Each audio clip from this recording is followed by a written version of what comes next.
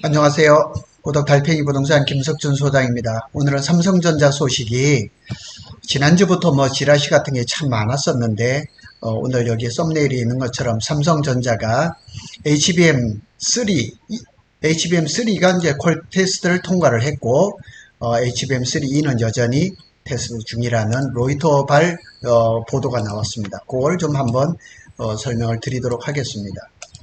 삼성전자 HBM3는 중국 수출용 H20에만 사용한다. 밑에 다시 추가 설명드리겠습니다.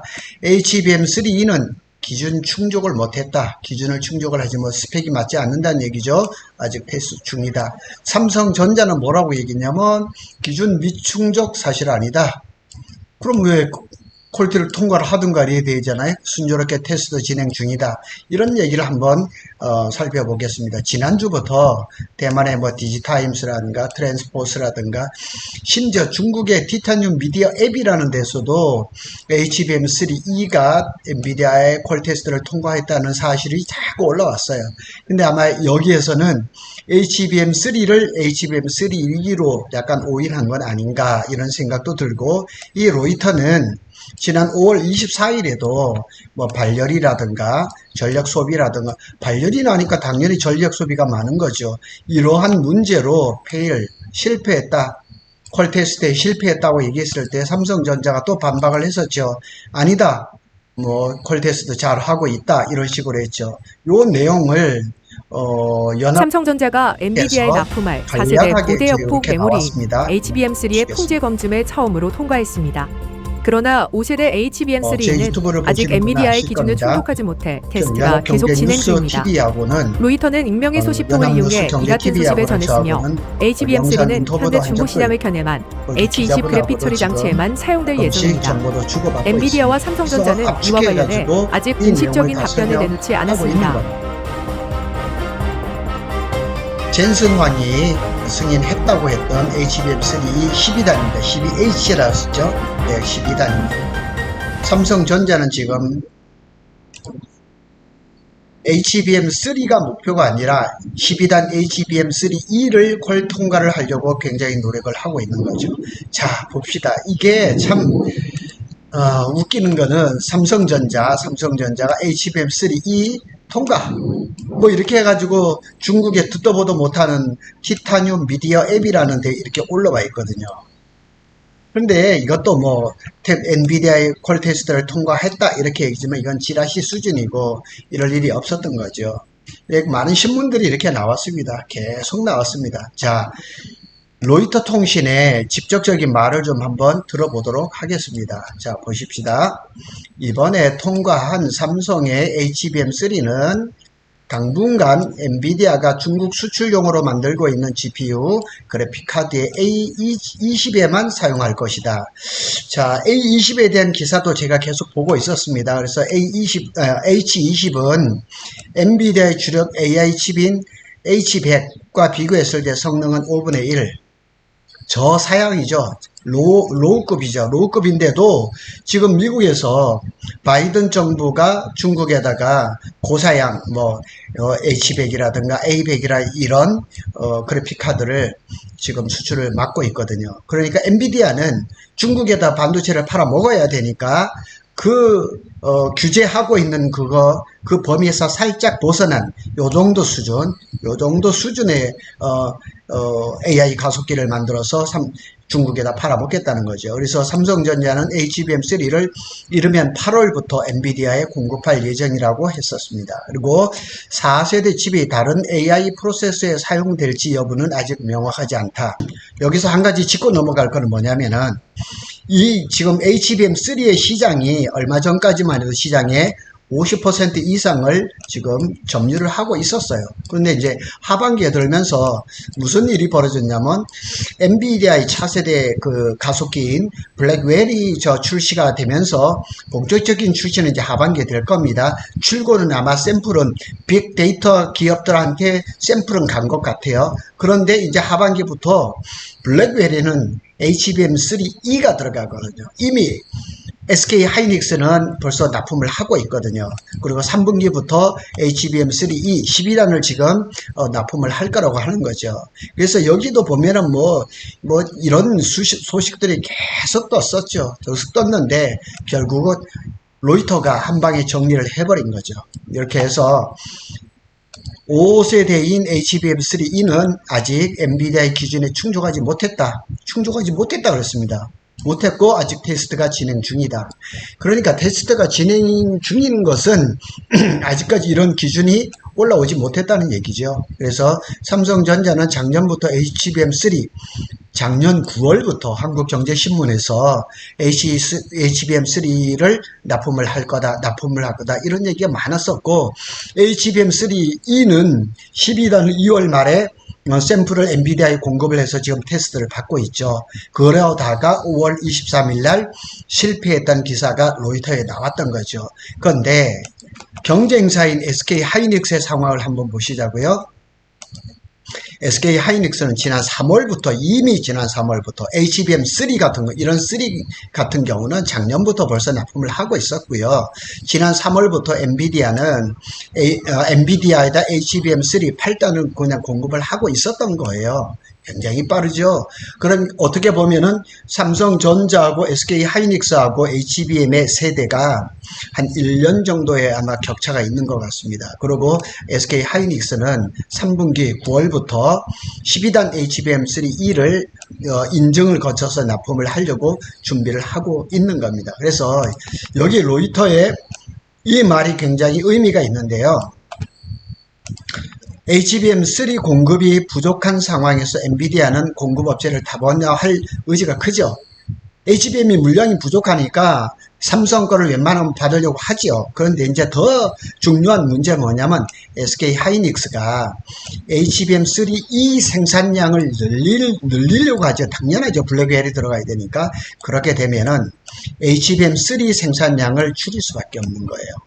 그런데 SK 하이닉스든 마이크론이든 HBM의 캐파를 생산량을 늘릴 방법이 없어요. 왜냐하면 SK 하이닉스도 마이크론도 작년부터 올해까지 아직까지는 캐펙스 생산 시설을 투자한 적이 없어요. 그리고 이제 SK 하이닉스 같은 경우는 청주 M15X를 4월부터 시작해서 이달 말이나 8월부터 이제 칼럼이 올라가서 내년 11월에 완공이 되고 26년부터 생산이 되고, 그 다음에 용인 원산면 그 팹도 내년 3월인데 1월로 2달 땡겨서 팹을 2개를 동시에 짓는 걸 하죠. 그러니까 그것도 원산면의 팹은 27년 5월에 또 가동이니까 이 시기는 전부 다 HBM4 아니면 HBM4E로 생산이 될 거니거든요. 그러니까 SK 하이닉스가 HBM3E를 생산을 늘리려고 HBM3를 생산을 줄이니까 거기에 물량을 삼성이 커버를 하는 거죠. 그래서 HBM 공급 확대 필요성이 더욱 커지는데 이 부분은 삼성 걸로 하겠다는 거죠. 그래서 요거를 중국의 H20이라든가 B20에다가 써먹겠다는 얘기죠. 자, 삼성전자가 또 뭐라고 얘기를 했냐면 이렇게 얘기를 합니다. 반박을 뭐 세게 한 것 같지는 않아요. 일단 이렇게 얘기를 합니다. HBM3E가 기준에 미치지 못했다는 것은 사실이 아니다. 앞뒤가 안 맞는 얘기죠. 기준에 벌써 그러면 다 통과했다 그러면은 콜 테스트가 통과해야 되는데 아직까지 테스트 중이라 그러면은 과정이거나 아니면 미세 조정이 있거나 스펙을 아마 조정을 하거나 이러겠죠. 어쨌거나 아직까지 콜 테스트 중이라는 거죠. 그래서 HBM 공급을 위한 테스트가 순조롭게 진행 중이다. 이렇게 밖에 말할 수가 없는 거죠. 지금 SK 상황을 한번 보시자고요. SK는 내일입니다. 25일 날 실적 발표를 합니다. 많은 애널리스트들이 SK의 그 반도체 5조 5천억 정도의 실적을 이제 영업이익을 낼 걸로 보고 있거든요. 그런데 일부 애널리스트는 6조를 얘기를 합니다. 6조를 보고 있거든요. 근데 삼성이 7월 5일날 실적 발표를 할 때 많은 애널리스트들이 8조 이하로 봤었거든요. 그런데 얼마 나왔어요? 10조 4천억이 나왔거든요. 그래서 저는 여기다 한 표를 던집니다.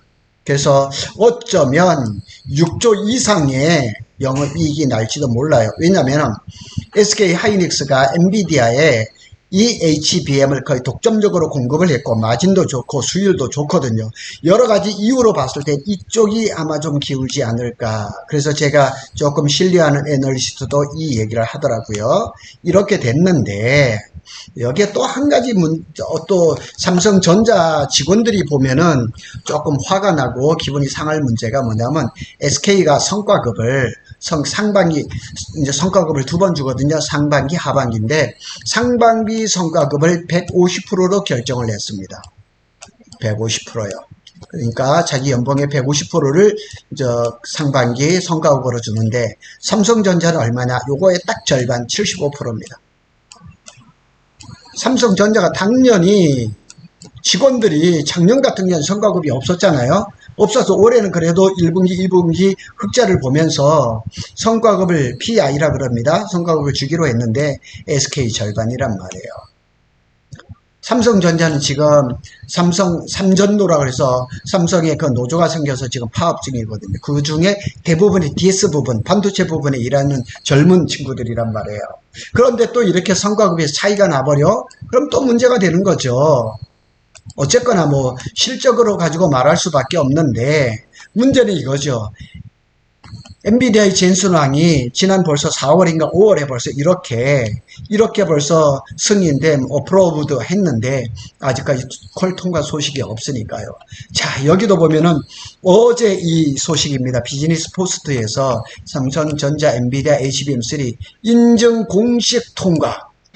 그러니까 여기서 아마 HBM 통과 소식을 여기서 아마 캐치를 한 것 같은데 HBM3E가 아니라 HBM3였다는 거죠. 약간의 착각이 생겼던 거죠. 그러면서 삼성전자에서 뭐라고 얘기를 하냐면 삼성전자가 HBM 등 메모리 수요를 감당하기 위해서 관련 투자에 적극 나설 것이다. 자, 한번 이 부분을 한번 보시자고요.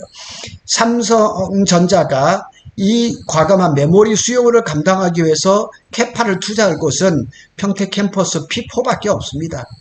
P4밖에 없고 껍데기는 지금 거의 다 됐거든요. 그리고 페이지 1은 낸드 플래시 하기로 결정이 됐거든요. 이거는 낸드고. 그러면 지금 가장 증설에 나설 부분이 가장 빠른 것이 페이지 3거든요. 페이지 3는 제가 뭐 우리 방송을 통해서 여러 번 말씀드렸지만 6월 17일에 전자공시가 두 개가 났습니다. 삼성중공업, 삼성엔지니어.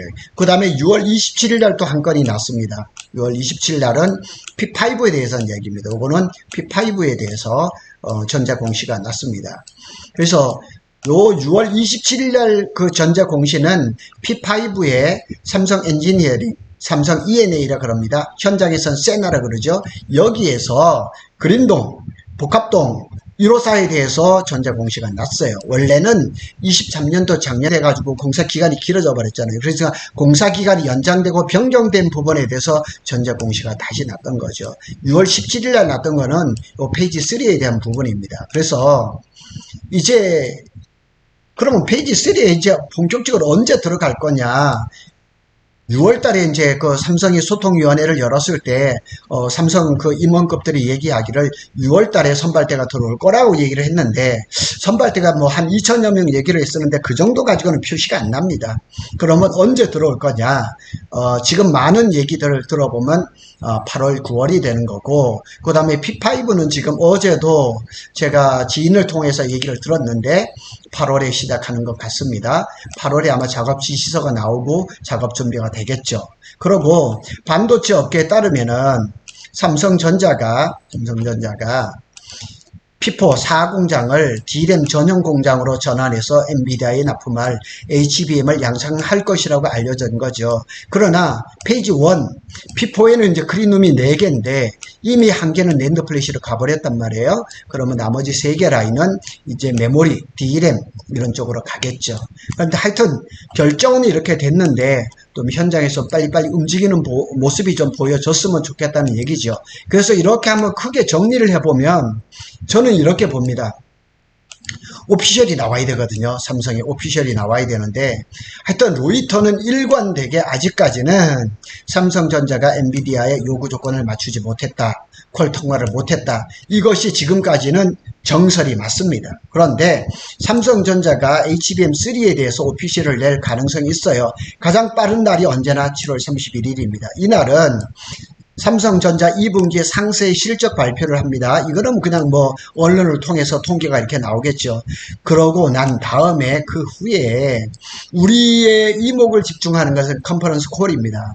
컨퍼런스 콜에는 삼성전자의 각 부분의 사장들이 나와서 관계된 증권회사라든가 뭐 신문사라든가 이렇게 담당 기자들하고 전화로 이제 상담을 하는 거죠. 그거 이제 앞으로 어떻게 할 거다 이렇게 하는데 이 컨퍼런스 콜에서 기자들이 HBM3를 당연히 물어보겠죠. HBM3를 어떻게 된 거냐? 이게 HBM3를 통과를 한 게 맞느냐?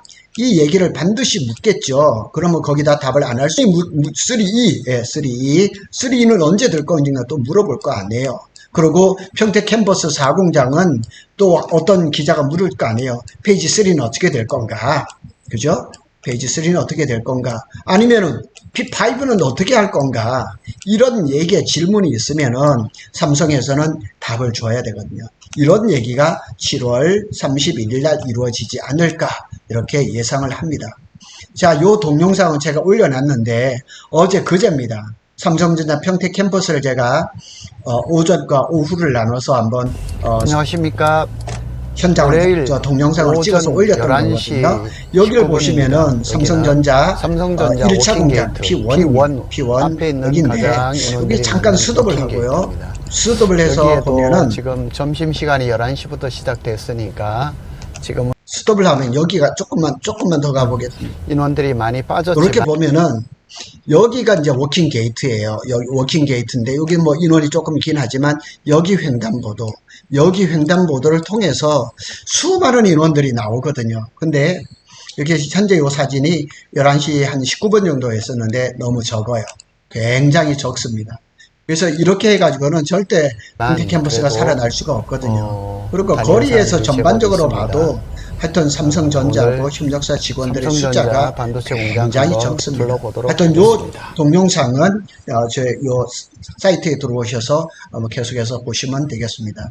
부덕 달팽이 부동산은 삼성전자와 SK하이닉스 우리나라의 2대 반도체 회사죠. 메모리 반도체를 거의 뭐 90% 이상을 지금 석권하고 있으니까 이 회사들의 반도체 소식을 좀 전하고 이어서 연관되는 부동산 소식. SK하이닉스의 원산면. 어제는 용인에 360조를 투자하는 용인 이동 남사읍에서도 손님이 오셨다 가셨거든요. 그런 곳에 반도체 소식과 부동산 소식을 빠르게 전해드리겠습니다. 많은 구독과 좋아요는 달팽이 부동산의 힘이 됩니다. 감사합니다.